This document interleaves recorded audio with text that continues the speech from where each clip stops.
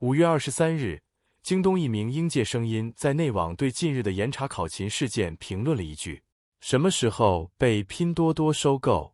结果刚转正12天便被公司辞退。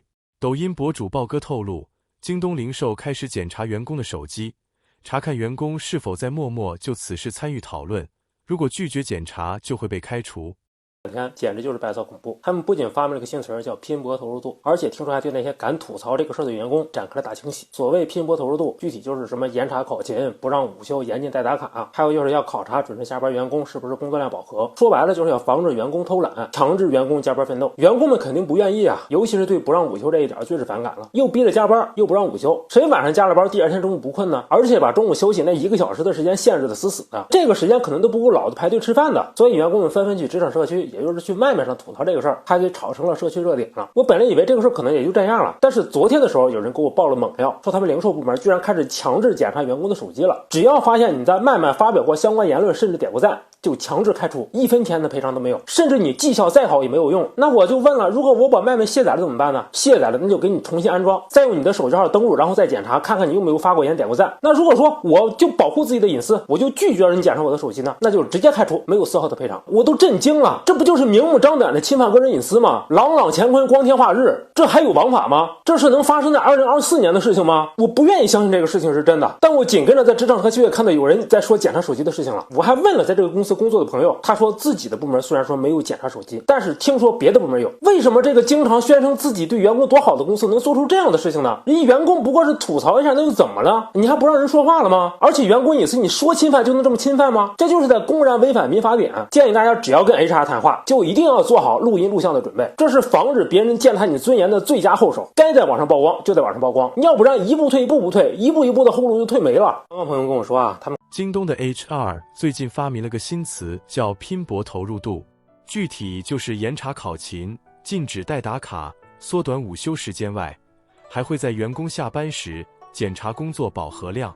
说白了就是防止员工偷懒，干得少别下班，让员工自愿加班奋斗。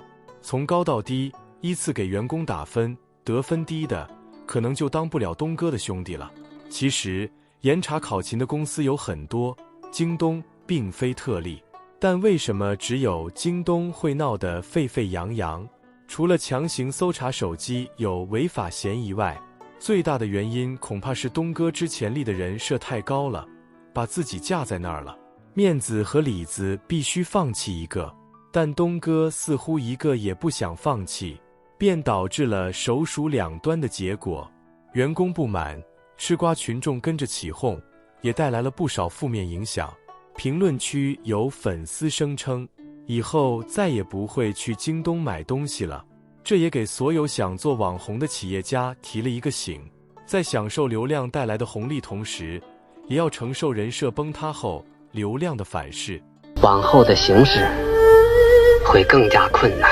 并不仅仅是流量会带来反噬，盲目而又自信冲动的民粹小粉红的反噬力量更加凶猛。数据显示，2024年第一季度，作为传统外贸强省的河南进出口额下跌高达 23.4%， 跌幅仅小于江西，让人颇为意外。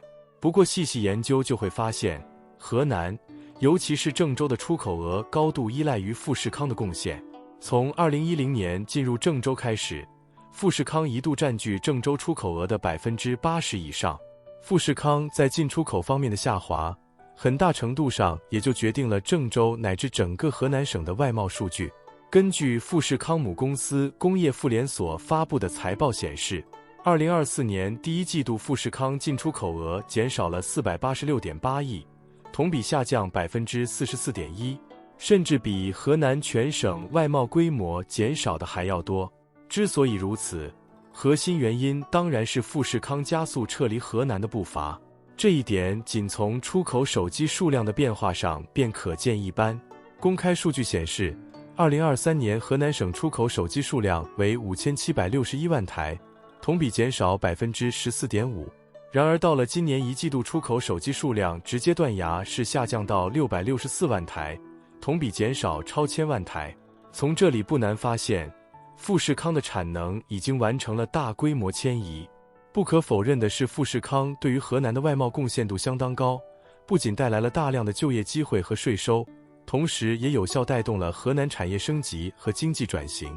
通过数据更能够看到这一点。以2019年为例，郑州富士康在当年的出口总额为2199亿，进口总额为1138亿，累计占到了郑州当年进出口总额的81%。市场调研机构 Counterpoint 的报告称，2020年时，印度产 iPhone 还仅占全球产量的1.3%，到2022年已经上升至4%，预计今年将升至7%。富士康的产能转移对当地的就业机会与人口流入的影响是巨大的。在过去，河南从来不用为人口担心，是绝对的劳务输出大省。